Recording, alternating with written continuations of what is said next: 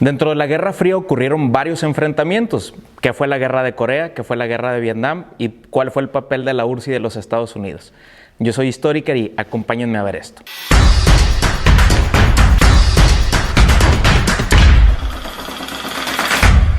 Dos de los enfrentamientos dentro de la Guerra Fría ocurrieron en Corea y en Vietnam. Vamos a ver primero el de Corea. Corea, dentro del contexto de la Guerra Fría, empezó a recibir mucha influencia soviética, es decir, empezó a orientarse más hacia el socialismo. Los Estados Unidos empezaron a observar esa situación y se mantuvieron atentos al desarrollo del conflicto. El norte de Corea empezó a implementar medidas socialistas, pero el sur de Corea no estaba de acuerdo y se apoyó en los Estados Unidos para poder hacer frente a los coreanos del norte. Es decir, de forma indirecta, los Estados Unidos y la Unión Soviética se enfrentaron con apoyo indirecto. En Corea empezó a haber muchos problemas y entonces empezó a haber una guerra que se desarrolló básicamente en la década de los años 50, hacia 1953. Los coreanos estaban pensando en si adoptar o no el socialismo o el capitalismo, y entonces, como las ideologías eran muy diferentes, en las mesas de negociación se logró establecer el paralelo 38 para denominar a la Corea del Norte y a la Corea del Sur, que hasta la actualidad sigue dividida en estos dos tipos de mentalidades. Fue el primer enfrentamiento. El segundo, entonces, es la Guerra de Vietnam. Vietnam es un conflicto en el que los Estados Unidos participaron un poco más activamente porque Vietnam en algún momento perteneció a los franceses. Los franceses siempre han hecho bloque con los Estados Unidos y entonces también se defendía el capitalismo. En Vietnam entonces, recordemos, los contextos asiáticos tienen otro tipo de cultura, tienen otro tipo de mentalidades, tienen otro tipo de intereses incluso, y en Vietnam empezó a existir un movimiento que se conoce como el Viet Minh, de acuerdo, que estaba encabezado o liderado por Ho Chi Minh. De acuerdo, entonces se trata básicamente esta guerra de Vietnam de una cierta autonomía o una cierta independencia. Todo lo que va después de la Segunda Guerra Mundial vamos a encontrar como estas cualidades o estas características. Países que tradicionalmente fueron protectorados de otros países, es decir, que fueron protegidos de otros países, van a tratar de lograr su independencia o de poder concretar su independencia. Recordemos que desde finales del siglo XIX hubo el interés colonialista, imperialista de estas superpotencias europeas y de Estados Unidos por controlar ciertos territorios que en sí no les pertenecían. Entonces los británicos controlaron muchas zonas, los franceses controlaron otras zonas y los Estados Unidos de forma indirecta empezaron a apoyar otro tipo de mentalidades y otro tipo de actividades. Por eso ocurre la guerra de Corea o el enfrentamiento de las Coreas del norte y del sur, y también ocurre lo de Vietnam. En Vietnam la influencia también soviética va a jugar un papel muy importante y también va a jugar una acción muy concreta el papel de los Estados Unidos, porque van a estar influenciándose ahí. Hay varias etapas de la Guerra de Corea. Básicamente, depende de la literatura o los autores que nosotros manejemos, podemos denominar dos procesos, y dentro del segundo hay subdivisiones.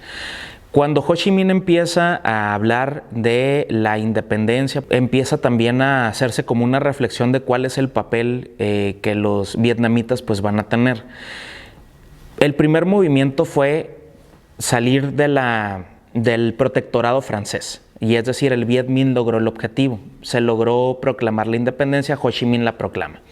Entonces se desata una pequeña revuelta local porque los vietnamitas del sur no estaban de acuerdo con las actividades que Ho Chi Minh estaba llevando a cabo. Entonces esta guerra se conoce como la Guerra de Indochina en la década de los años 50 también. Posteriormente, para la década de los años 60-70, se lleva a cabo otra segunda guerra, también la guerra de Indochina, también conocida, con la participación ya un poco más activa de los Estados Unidos.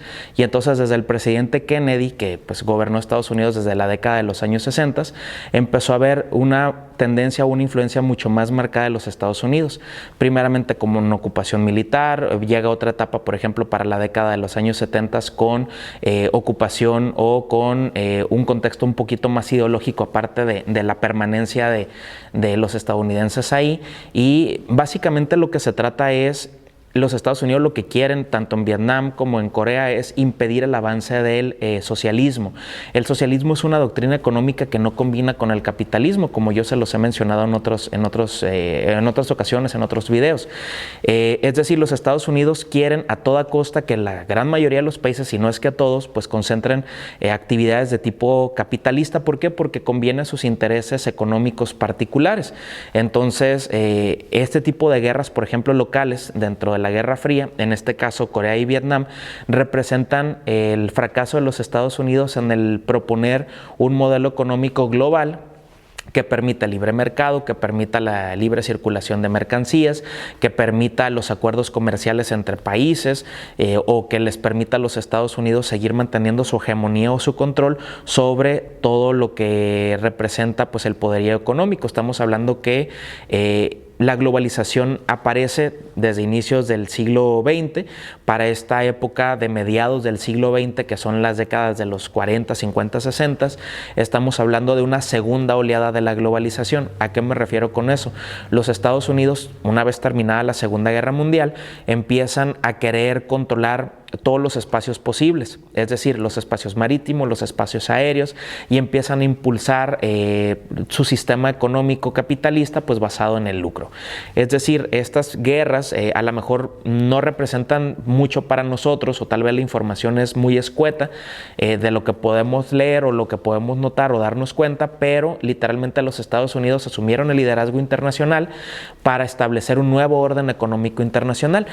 Después de la Segunda Guerra Mundial, cuando vienen los tratados de paz y aparece la Guerra Fría y aparece la OTAN y aparece el Pacto de Varsovia, es decir, ya la polarización o la bipolaridad mundial en estos dos bloques representados por la URSS y por los Estados Unidos, se trata pues de mantener el control político, económico y casi cultural de todo el globo terráqueo. Es decir, la globalización a la que yo estoy haciendo referencia en este momento es permitirle a los Estados Unidos pues mantener actividades comerciales, y a sus países aliados, en este caso Inglaterra, Francia, pues actividades comerciales alrededor del mundo, ¿no? Este nuevo orden económico internacional se va a manifestar con la utilización, por ejemplo, del patrón dólar, o las operaciones comerciales van a ser con esa moneda estadounidense, van a ser las actividades prácticamente negociadas en inglés, y el país líder que va a concentrar todos estos esfuerzos pues tiene que ser los Estados Unidos. Por eso los Estados Unidos desde la antigüedad han establecido este tipo de actividades, o han sustentado este tipo de actividades en las doctrinas Monroe y en el Destino Manifiesto, lo cual a ellos, o con lo que ellos justifican el poder llevar a cabo este tipo de actividades o de incursiones militares. Recordemos que la Guerra Fría es un enfrentamiento bélico, es decir, sí hay enfrentamientos, pero en la mayoría de los casos son enfrentamientos indirectos, es decir, ni la URSS, ni el ejército soviético ni el ejército estadounidense se van a enfrentar al tú por tú, sino que van a apoyar indirectamente actividades militares de otros países. Por eso Corea tiene una división muy marcada, que es el norte socialista, el sur que es capitalista, con apoyo de estos dos países que hemos venido comentando, y lo mismo pasa con Vietnam. Vietnam se quita el yugo de los franceses, pero el sur busca apoyo en este bloque capitalista en el cual está Estados Unidos para poder mantener algunas actividades viendo un poco más hacia el futuro. Entonces, son dos de los primeros enfrentamientos indirectos que nosotros vamos a poder encontrar dentro de el contexto de la Guerra Fría. Casi para finalizar, insisto lo que comentaba al principio del video, no perdamos de vista que la historia se construye desde el presente. No porque los Estados Unidos el día de hoy sean el país que son y tengan el poderío militar y tengan la influencia que tienen, significa que tengan la razón. Por ejemplo, nosotros podemos ver actividades o decisiones que el actual presidente de Estados Unidos, Biden, está tomando o que el anterior presidente de Estados Unidos tomó, como Trump, de acuerdo, tratar de seguir controlando el mundo. Es decir, recordemos que la historia, los sucesos históricos se tienen que enmarcar dentro de un contexto y tenemos que hacer la lectura dentro de ese contexto. En ese momento, tanto para Corea como para Vietnam, las decisiones que estaban tomando tanto los del norte eran correctas como los del sur pues eran correctas. También la Guerra Fría, yo en algún momento les decía que la bipolaridad se expresa en Occidente y en Oriente. El Occidente eran países capitalistas, el Oriente eran países socialistas. Y también otra manera de denominar el capitalismo y al socialismo es en el norte, que pues en este caso para Corea y Vietnam son socialistas y para el sur son capitalistas.